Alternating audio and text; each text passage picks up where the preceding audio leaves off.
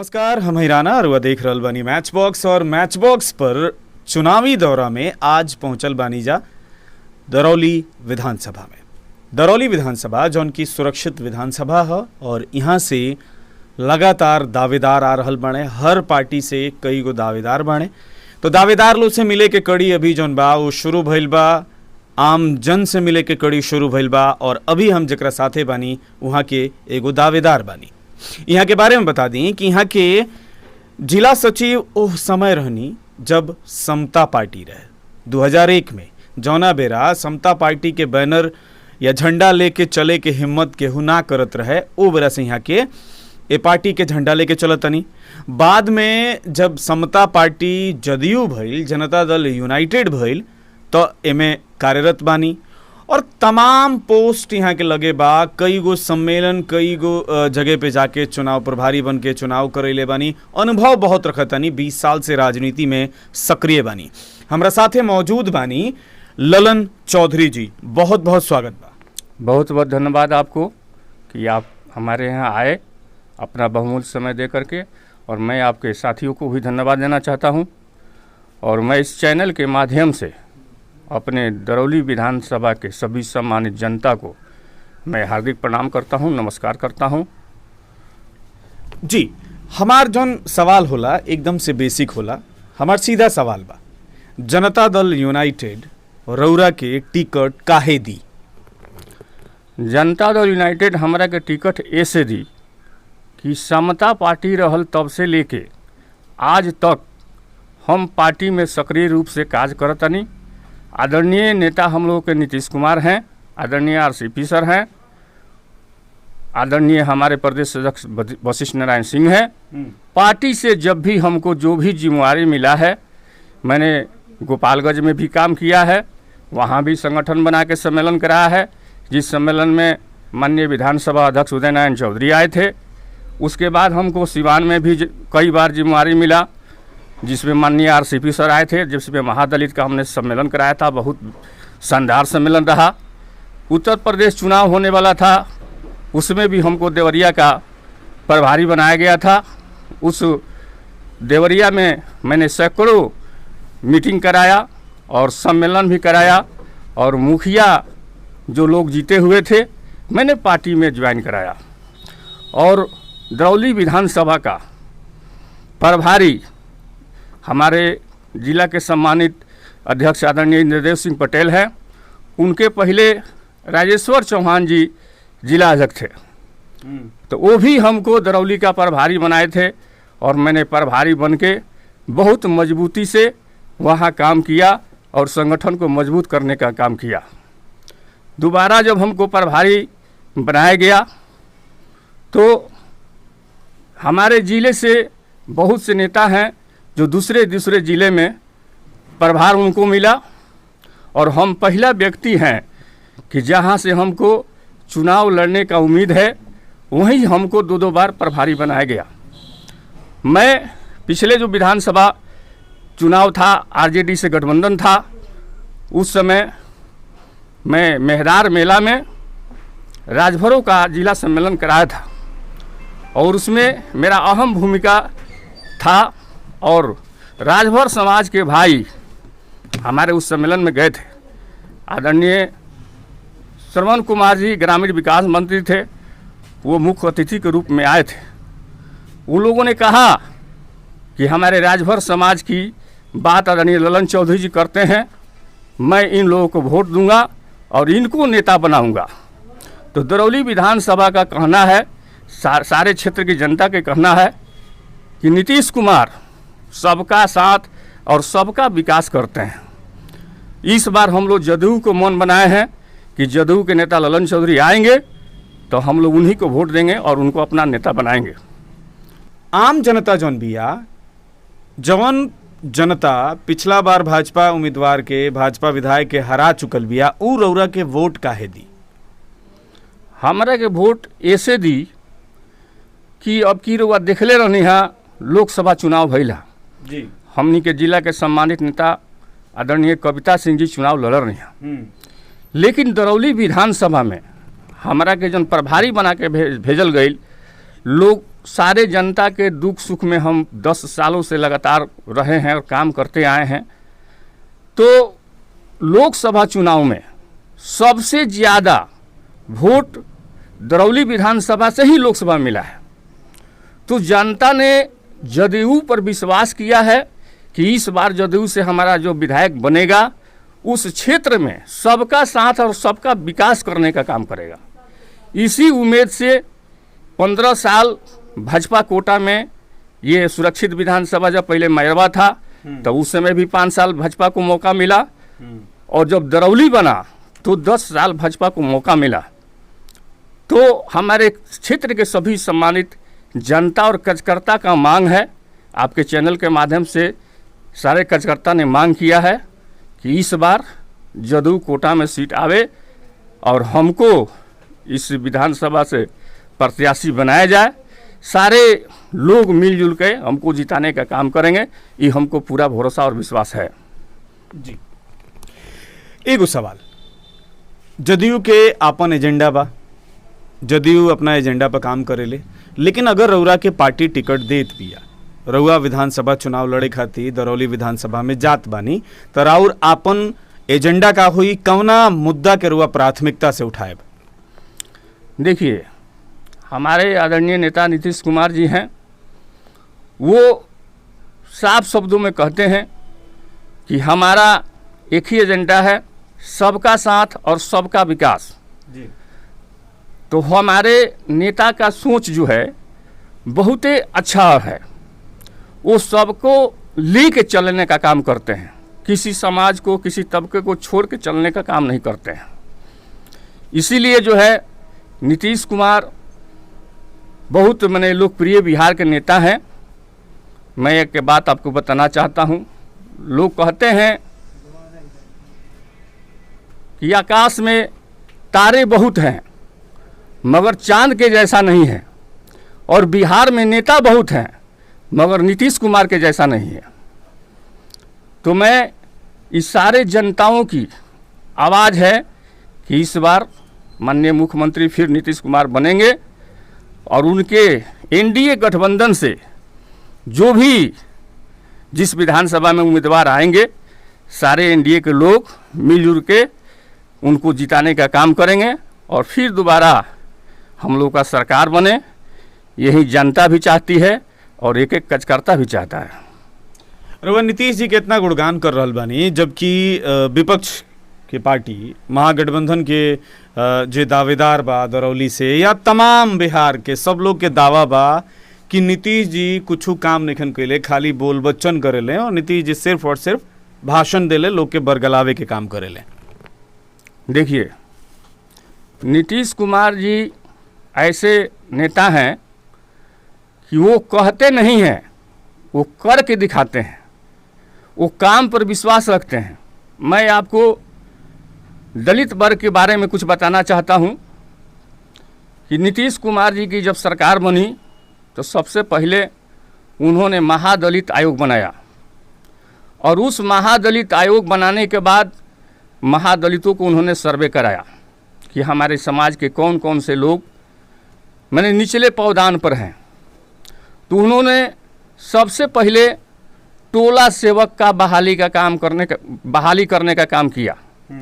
उसके बाद उन्होंने विकास मित्र का बहाली करने का काम किया। तो कहने का मतलब है कि मेरा टोला सेवक महादलित का है, मेरा विकास मित्र महादलित का है।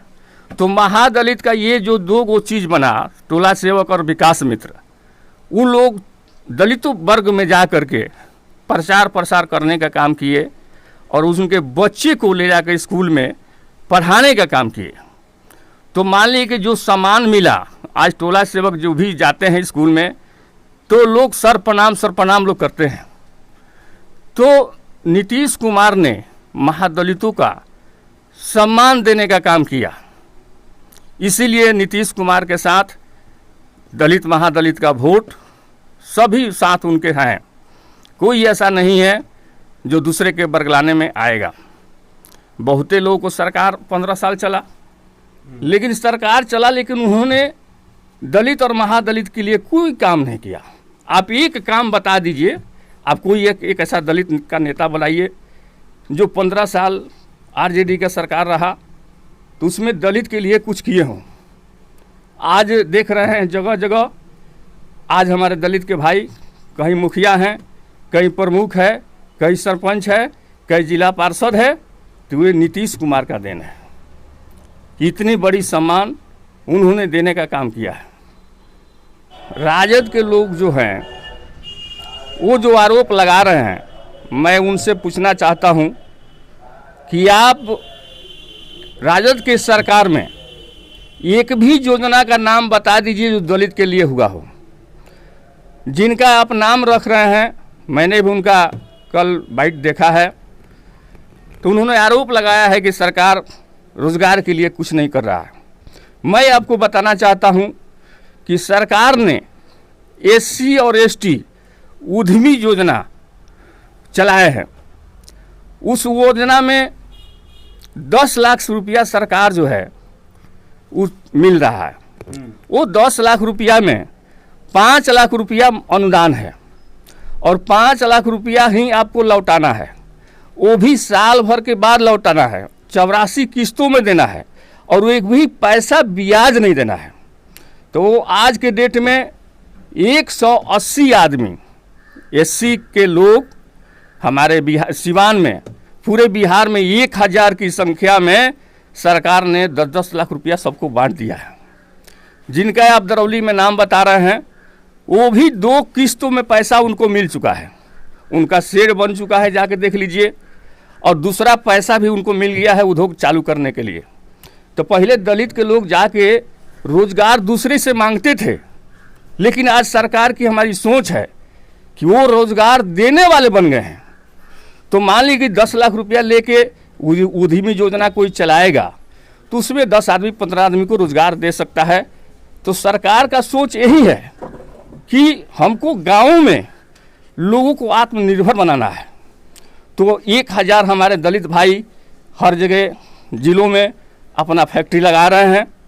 अब नंबर अति पिछड़ा का आया हुआ है। आपको पता होगा कि अति पिछड़ा के लोग भी इस योजना का लाभ ले रहे हैं और सरकार उनको भी दे रहा है। तो इसीलिए जो है सरकार तो एकदम दिल खोल करके और सारे लोगों को दे रहा है। ऐसा नहीं है कि किसी एक वर्ग को ही मिल रहा है, सारे लोगों को मिल रहा है इसका लाभ। अब रह गया कि कोरोना के चलते अभी उतना स्पीड में काम नहीं चल रहा है, लेकिन अब सारे लोग अपना उद्योग चालू करेंगे और एक उद्योग में कम से कम 10, 15, 20 आदमी को रोजगार मिल सकता है। दलित के बात रुआ करतनी कि नीतीश कुमार जी दलित के सम्मान दिले बानी और उहे के देन बाकी लोग मुखिया सरपंच वगैरह वगैरह बनल बाटे, जबकि दरौली विधानसभा में वर्तमान जौन विधायक बानी वहाँ के एगो दलित के नेतृत्व करे वाला ही पार्टी से बानी, माले जौन की दलित के ही नेतृत्व करेले, गरीब के ही नेतृत्व करेले। जब वहाँ से ऑलरेडी एगो ऐसन पार्टी जौन की सिर्फ और सिर्फ दलित के नेतृत्व करेले ओकर विधायक बानी, दूसरा तरफ रउआ दावा करतनी टिकट खाती, तो रउआ जीते रउआ पार्टी दावा करले कि हम दलित के हितैषी हैं। जब पिछला विधायक जी पर आरोप लगाता कि यहाँ के कुछ नहीं की कैले, जनता तमाम चिल्ला रहल बिया, प्रत्याशी लोग वहाँ पर आरोप लगा रहल बा कि कुछ नहीं के भइल, तो रउआ से कैसे उम्मीद कइल जाओ कि रउआ दलित के नाम पर बरगलायम ना कुछ काम कराएम? सबसे पहले तो मैं आपको बताना चाहता हूँ कि आदमी का पहचान तबे होता है जब उसको मौका मिलता है। जनता अगर हमको मौका देती है तो इस मौके पर जब हमको मौका मिल जाएगा तो आदरणीय नीतीश कुमार जी का जो सोच है, मैं उनको सोच को उस विधानसभा में पूरा करने का काम करूँगा। विधायक का एक अपना निजी फंड होता है, उसके अलावा विधायक अगर चाहे तो मुख्यमंत्री फंड से भी रोड बनवा सकता है, प्रधानमंत्री योजना से भी रोड बना सकता है। आपको याद होगा कि बहुत पहले लालू जी का राज था, सरकार थी, तो एक गोपालगंज में हथुआ में एक रोड बना था, जिसमें मात्र पूरे बिहार में एक रोड बना था, उसमें वो कहे थे कि हेमा मालिनी का गाल बनवाए। तो हमारे नीतीश कुमार जी ने तो पूरे बिहार में रोड चमका दिए हैं। कोई ऐसा रोड आप देखिए नज़र दौड़ा के जो हाईवे रोड हो, जो चमक नहीं रहा हो। तो विकास तो सब दिखाई दे रहा है। रोड बिजली के रुआ मुद्दा उठाओ तनी। रोड बिजली बहुत छोटा चीज बा। रोड बिजली जौन बाटे ई सरकार के मूलभूत काम हो। रुआ शिक्षा पर बात करी, रुआ स्वास्थ्य पर बात करी। स्वास्थ्य के हालात जौन देखिए एकदम बुरा हाल बा। दिन पर दिन कोरोना बढ़ल जाता, लेकिन जौन स्थिति बा रुआ साफ देखत तनी। पढ़ाई के स्कूल में का स्थिति बा रुआ देखत तनी। तो सरकार ए पर का कदम उठावतिया? खास करके दरौली विधानसभा के जौन हॉस्पिटल बाटे वो खस्ता हाल बाटे।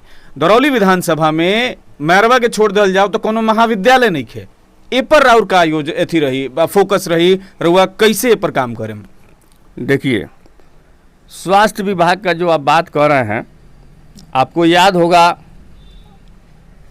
आरजेडी के शासनकाल में हॉस्पिटल में लोग जाता था तो दवाई लिखने के लिए वहाँ पर्ची कागज नहीं रहता था।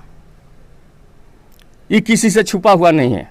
लेकिन आज हमारी सरकार की देन है कि हर जगह आप सरकारी इस अतिये में हॉस्पिटल में जाके देखिए कि कितना लंबा लंबा लाइन लगा रहता है। तो आखिर जनता के अगर काम नहीं होता, इलाज नहीं होता, दवा नहीं होता, तो जनता सरकारी हॉस्पिटल में क्यों जाती? पहले लोग कहते कि नहीं सरकारी में नहीं जाएंगे, प्राइवेट में चलिए। लेकिन आज के डेट में सरकार की देन है कि सरकार एकदम हर व्यवस्था टाइट किया हुआ है। अब रह गया कोरोना महामारी जो है, ये ऊपर दैवी आपदा है, वो आपके बस के और हमारे बस का नहीं है। आपको पता होगा कि अगर कोरोना का इलाज सरकारी स्तर के खर्च पर नहीं होता तो हमारे गरीब मजदूर बहुत से लोग मर गए होते। लेकिन सरकार की उपलब्धि कहा जाएगा, सरकार की देन है कि हर जगह व्यवस्था जो है बहुत अच्छा से चल रहा है। स्कूल का जो सवाल आप कह रहे हैं, पहले सरकारी स्कूलों में बच्चियों को आप बहुत कम देखते थे। लेकिन सरकार ने पोशाक योजना, साइकिल योजना चलाने का काम किया। इंटर मैट्रिक जो फर्स्ट डिवीजन से पास करते हैं उनको सरकार ने पैसा देने का काम किया।